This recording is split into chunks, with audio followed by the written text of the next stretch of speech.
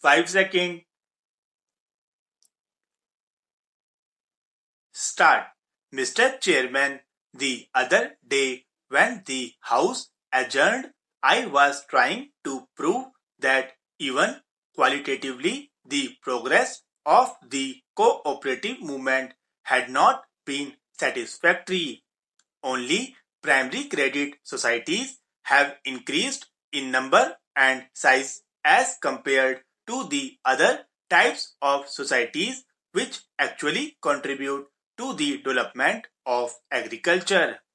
Even the loan advanced by these primary credit societies is not being utilized for the purpose of development of agriculture, but instead it is being utilized in many cases for paying off the old debts and for their day-to-day expenditure, because many of the peasants are so poor and so indebted that the credit given by the credit societies, which is meant for the development of agriculture, is being utilized for other purposes.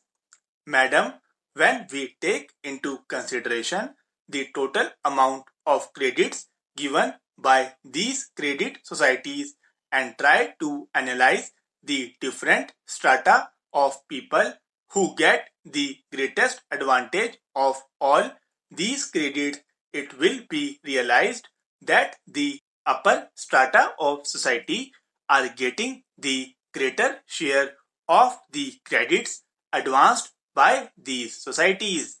Now, when we take into consideration the clarification of all the societies, which gives an insight into the development or the improvement of all these societies, it will be realized that only 15% of the total number of societies are classified under A and B class. That means that only 15% of the societies are sound and are able to stand on their own legs without the help of the government or whatever it might be. This has been stated by the Estimates Committee as well.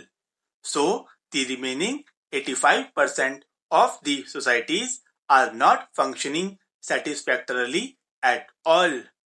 40,000 societies were revitalized in the 10th plan, and last year over 15,000 societies were said to have been revitalized.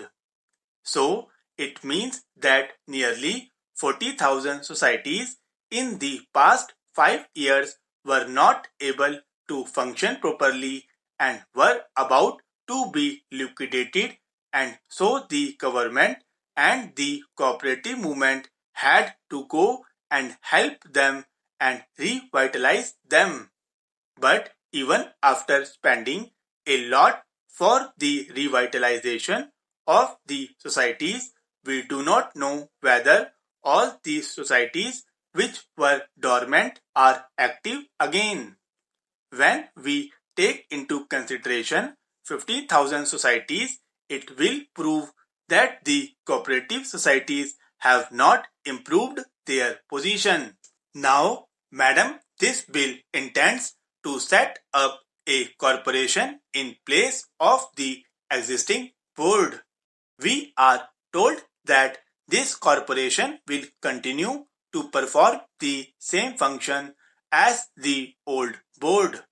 We are told that the board has been working very well and has been responsible for the development of the cooperative movement all these years. If that is so, I cannot understand the necessity for setting up a corporation different from the board.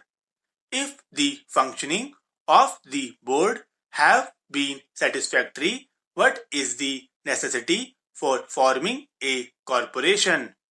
What are the other advantages that we are having in forming a corporation?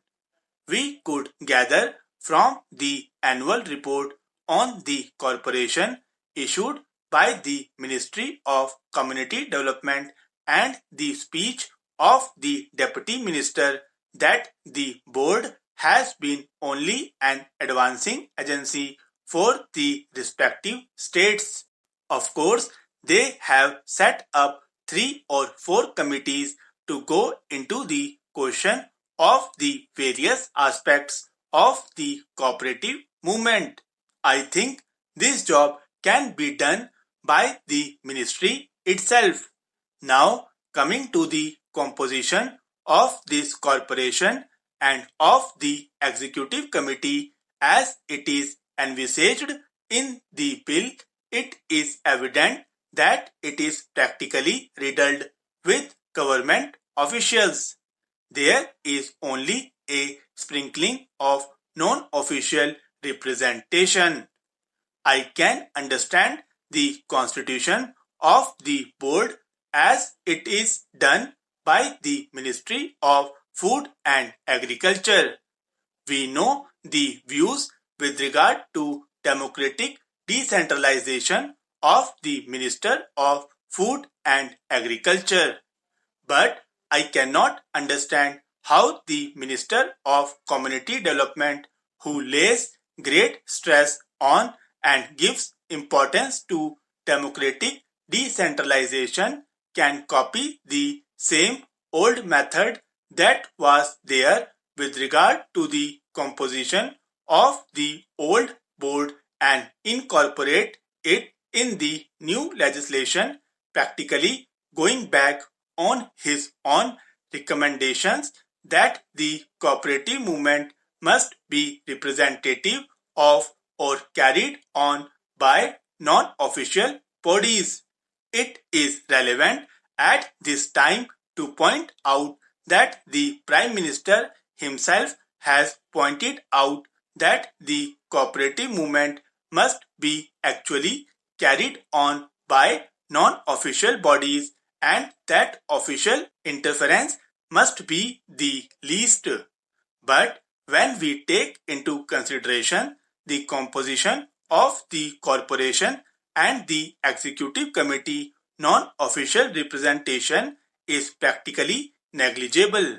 So, all these factors have to be taken into consideration. Again, before the bill was brought forward before the House, the government should have taken advantage to liberalize certain regulations, taken into account the past experience and impediments in the growth of the cooperative movement. The government have tried to make this legislation more conducive to the development of the cooperative movement.